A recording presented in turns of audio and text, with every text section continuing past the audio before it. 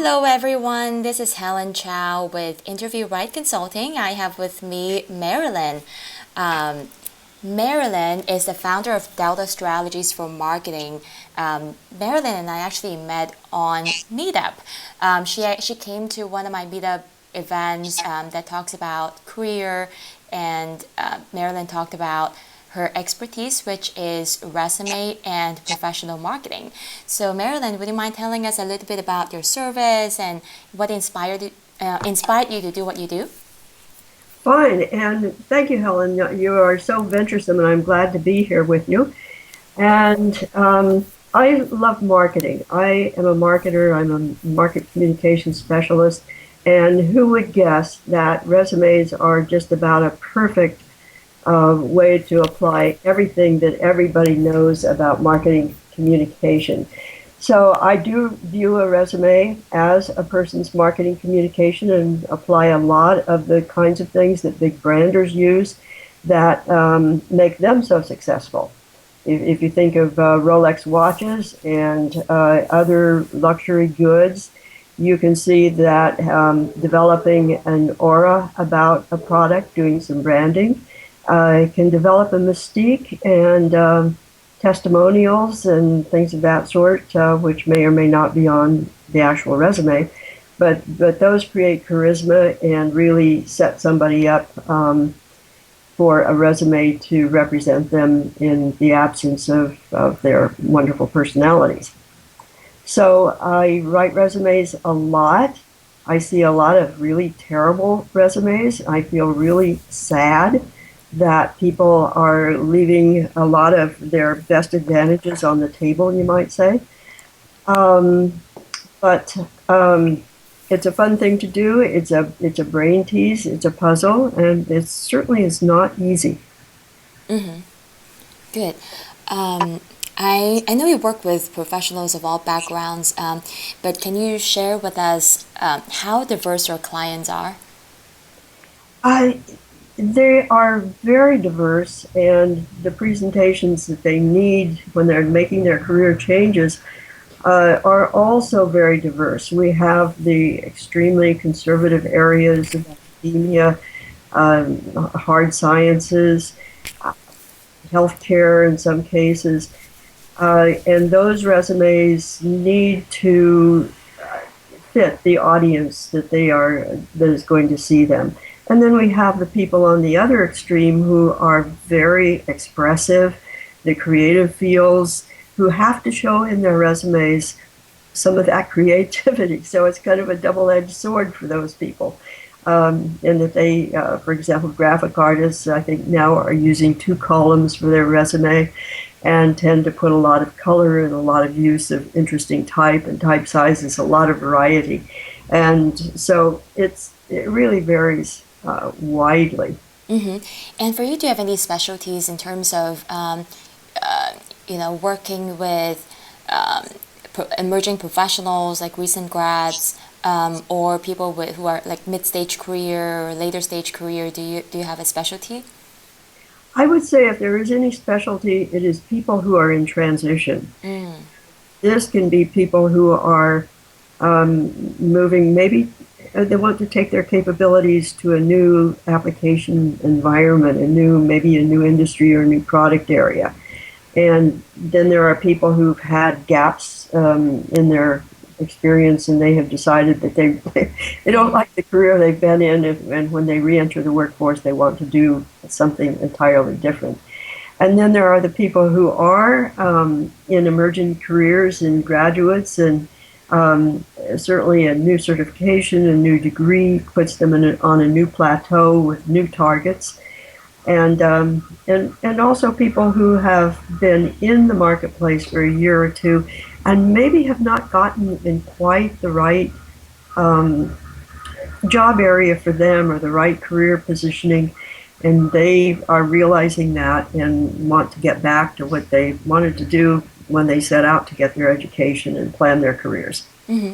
Good. Now, this is a good segue then. How do you, when you begin to speak with your client, how do you go about architecting someone's resume that has such diverse background, or there's a gap, not just in time, but also in skill set.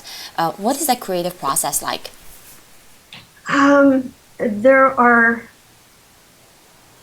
There are some ways to approach that, and really a lot of people are absolutely stymied. They just don't kind of know where to begin.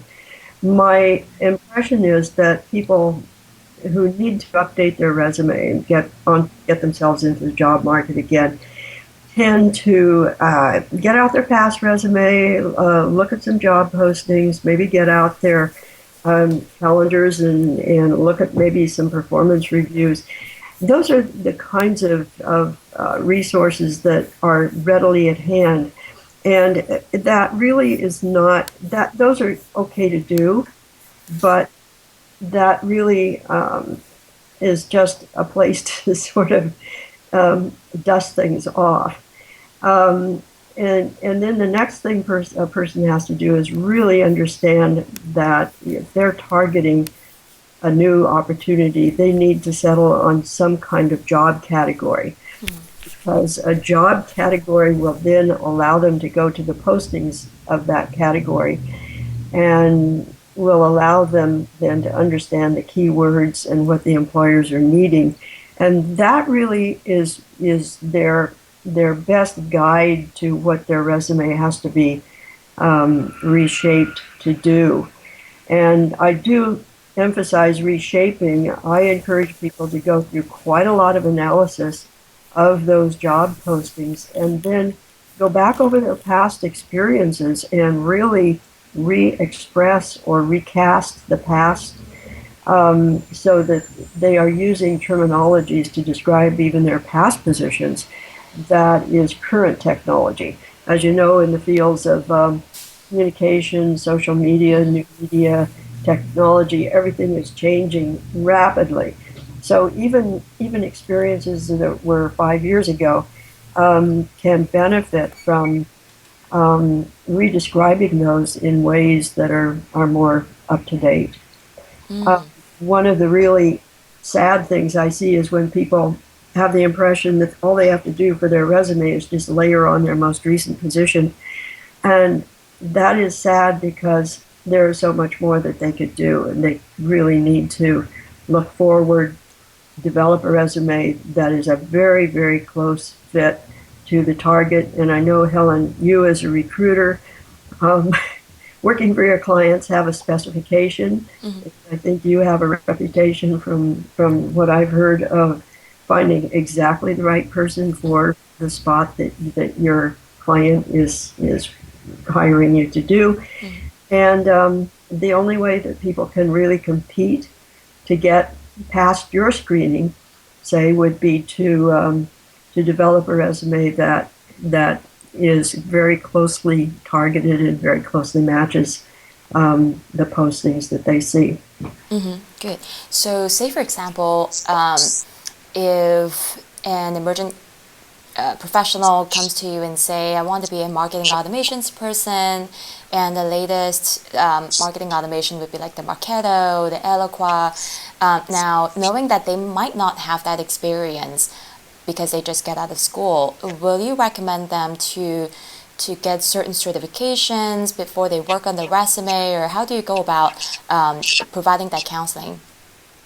Well, yes to all of those. That is really key. I think recent graduates may be tired of going to school, but I think really at that point and even before they graduate, it's a good idea to do some career planning and plan for building their resource base with the most current and most used, most commonly requested kinds of tools, whether they're software or other capabilities. Good.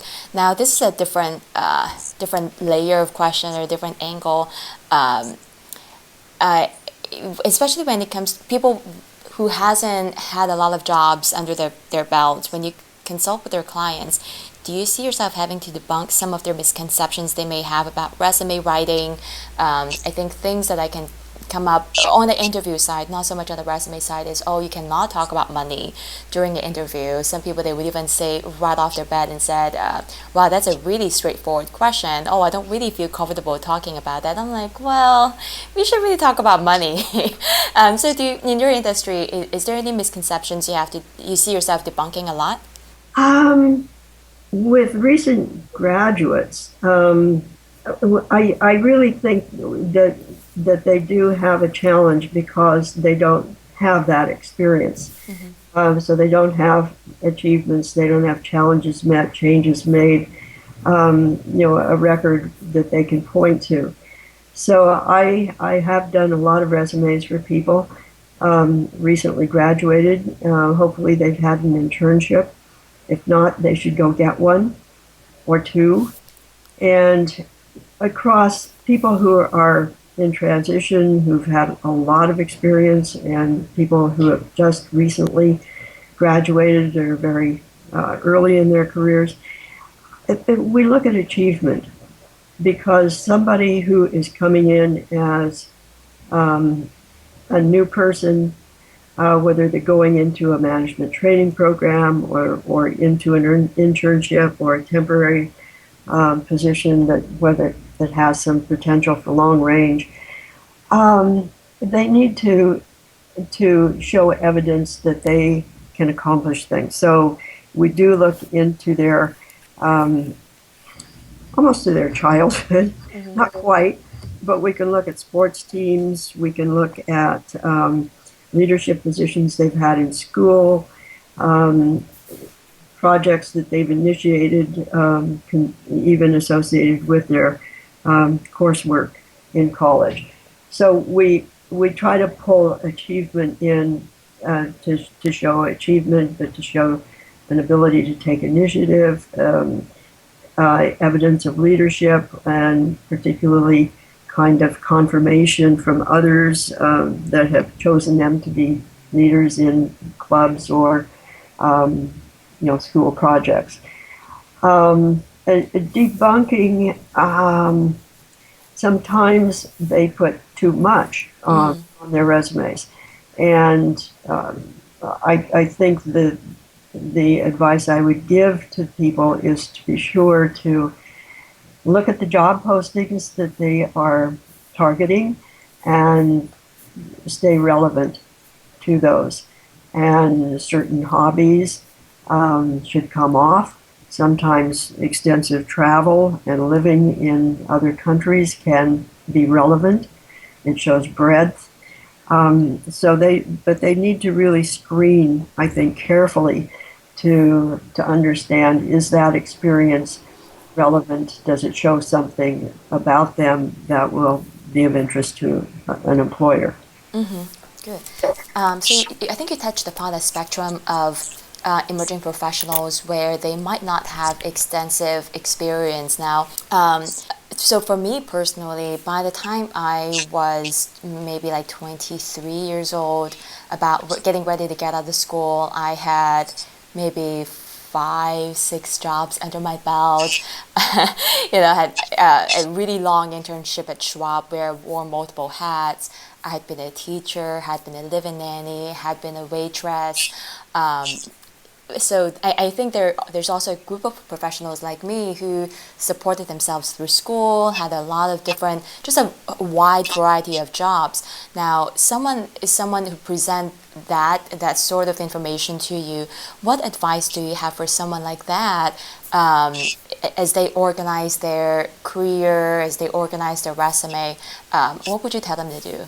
One of the things I like to do on a resume is pay a lot of attention to the visual layout of it. And I often divide a resume into sections.